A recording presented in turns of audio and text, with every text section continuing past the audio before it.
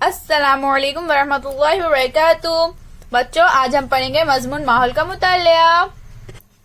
सबक नंबर 22, हमारी जरूरतें कौन पूरी करता है। इससे पहले की वीडियो में हमने इस सबक का एक हिस्सा पढ़ा था। आज हम इसके आगे का सबक पढ़ेंगे। तो चलिए हम शुरू करते हैं। इससे पहले की वीडियो में हमने पेशों के बारे में मालूमात हासिल की थी। आज हम सनतों के बारे में पढ़ेंगे। क्या तुम्हें मालूम है, बहुत पहले इंसान ज़िराअत करना नहीं जानता था। इंसान अनाज की तलाश में भटकता फिरता था। वो शिकार कर लेता, फल और जमीन पर उगने वाली जड़ें खाकर गुजारा करता। जब इसे ज़िराअत करने का तरीका मालूम हुआ, तब इसे एक ही जगह अनाज मिलने लगा।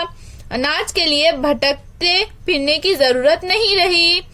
वक्त की भी बचत हो गई। इससे नई इजादात हुई और कई सनतें वजूद में आई।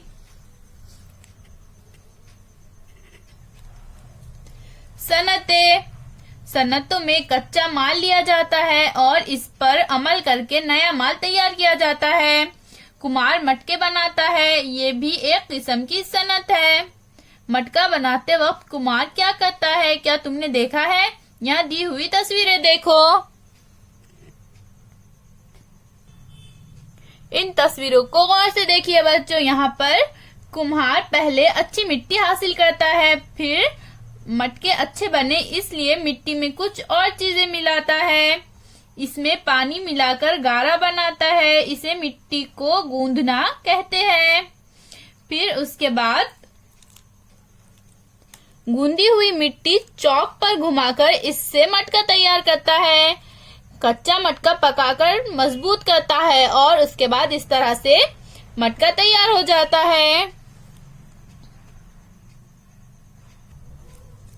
मटका बनाने के पेशे में कच्चा माल है मट्टी और पक्का माल है मटका। कच्चे माल मट्टी से पक्का माल मटका तैयार किया जाता है। इसकी तैयारी के लिए जो अमल किया जाता है वही सनत है। जिस तरह कुम्हार ने मटका बनाया, इसी तरह लकड़ी, बांस, फूल वगैरह से कई चीजें तैयार की जाती है। जो चीजें छोटे पैमाने पर घरों में तैयार की जाती है, इन्हें दस्ती सनतें या छोटी सनतें कहा जाता है। कुछ कारखाने बड़े होते हैं, वहाँ कई लोग मशीनों की मदद से काम करते हैं। तुम्हारे स्कूल की बस, साइकिल, ब्यास, किताबों का कागज जैसी चीजें कारखाने में तैयार होती है। तुम्हारे जिले में भी इस किस्म की कई सनतें हैं। नक्शे से दोस्ती। बच्चों, अब हम देखेंगे कि नक्शा किस तरह से पढ़ते हैं।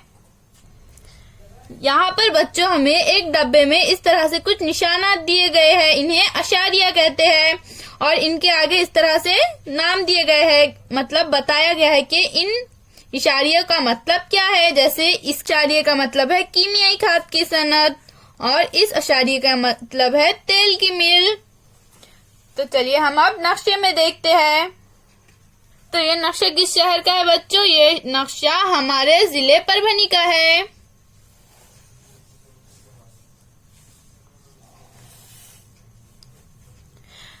तो यहाँ पर हमें जिंतूर में ये अशारिया बताया गया है। इस अशारिया का क्या मतलब है बच्चों? इसका मतलब है कीमियाई खाद की सनत, यानी जिंतूर में कीमियाई खाद की सनत मौजूद है। इसी तरह अब हम दूसरे तालुके में देखेंगे।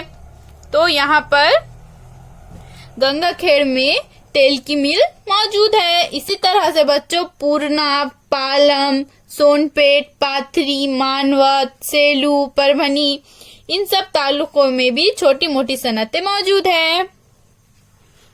इसके आगे का सबक बच्चों अब हम अगली वीडियो में पढ़ेंगे। फिर मिलेंगे। अल्लाह हाफिज।